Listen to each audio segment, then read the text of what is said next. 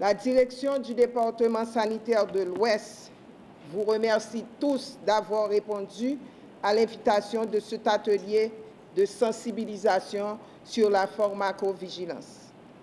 En effet, ce 2 août 2016, avec l'appui de la direction du médicament et de la médecine traditionnelle, DPMMT, on a tenu notre engagement avec vous en assurant le suivi après le dernier atelier d'information sur la pharmacovigilance réalisé le 14 septembre 2015. Consciente de l'ampleur de la tâche qui nous attend, la direction départementale de l'Ouest compte sur vous tous, les vrais acteurs œuvrant dans le système, les directeurs des hôpitaux communautaires de référence, les pharmaciens, les infirmières et infirmiers, les autorités locales, maires, délégués, CASEC, ASEC, protecteurs du citoyen, les délégués des différents ministères pour faire de la pharmacovigilance une réussite à l'échelle du département sanitaire de l'Ouest. Car sans une synergie bien adaptée et sans cette approche multisectorielle de tous les secteurs vitaux de la vie nationale, il serait vraiment impossible que la politique pharmaceutique de la DPMMT, que représente l'un des grands axes stratégiques de la politique nationale de santé du MSPP, parvienne à un atterrissage convenable conformément à la vision du ministère. Le ministère de la Santé publique et de la population, à travers son organe régulateur qui est la direction de la pharmacie, s'engage dans la mise en œuvre de la politique pharmaceutique nationale. Ce document de politique qui a été adopté officiellement en juin 2015 et par la suite on avait procédé à la dissémination de ce document à travers les 10 départements du pays.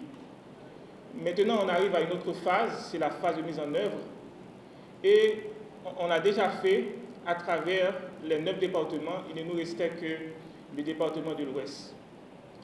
À travers ce document de politique, il y a un axe stratégique qui est la promotion de la sécurité du patient. C'est dans ce contexte-là que nous sommes réunis aujourd'hui pour faire la promotion de la sécurité du patient. Mais normalement, à travers quel domaine? C'est à travers la pharmacovigilance. Donc, le personnel de santé doit être formé et informé de la pharmacovigilance. C'est-à-dire que la politique pharmaceutique nationale a pour objectif de s'assurer que des médicaments de qualité soient disponibles et accessibles à toute la population. Donc, normalement, à travers la pharmacovigilance, on vise la sécurité du patient. Et à travers même ce document, il est prévu aussi d'assurer la mise en œuvre de la politique pharmaceutique nationale. Maintenant, comment va-t-on faire cette mise en œuvre? C'est à travers l'approche multisectorielle. C'est ainsi qu'on a invité différents secteurs de la vie nationale pour participer à cette activité. Parce que les différents problèmes rencontrés dans le secteur pharmaceutique ne peuvent pas être abordés sans cette approche.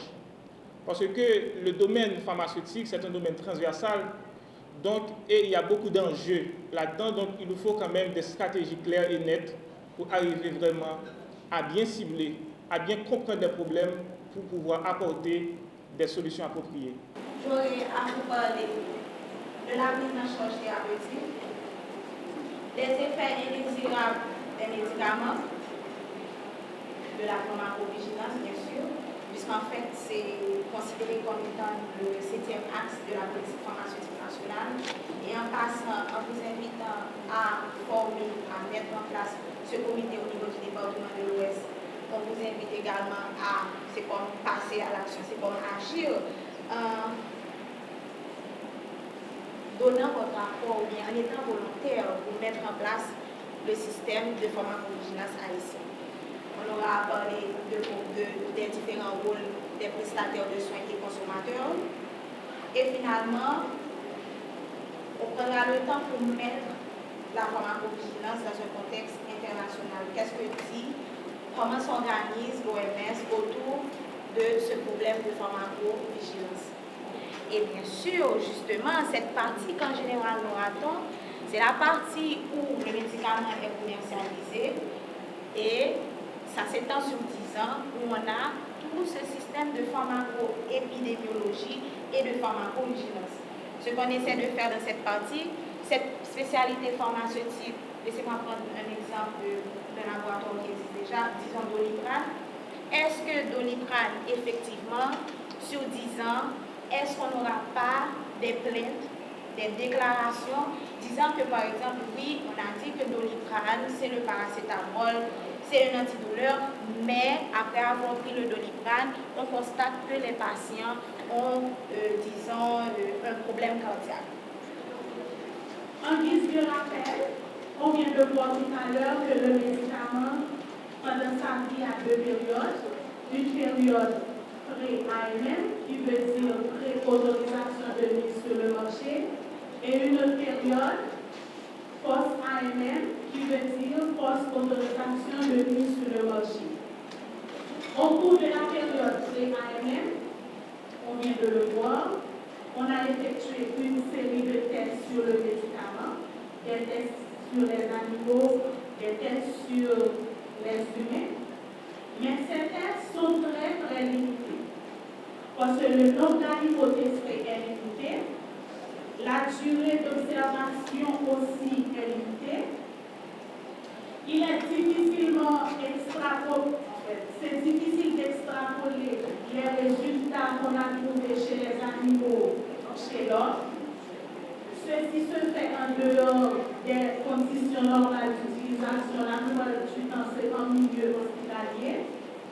Les sujets à risque sont exclus, donc on ne fait pas de tests vraiment sur les femmes enceintes, les vieillards, les enfants, les insuffisants rénaux et hépatiques. Donc tout ça fait que certains effets ne sont pas observés. Les troubles psychiques, les allergies ne sont pas vraiment observés lorsqu'on fait les tests pendant la période de production du médicament, pendant la période de fabrication.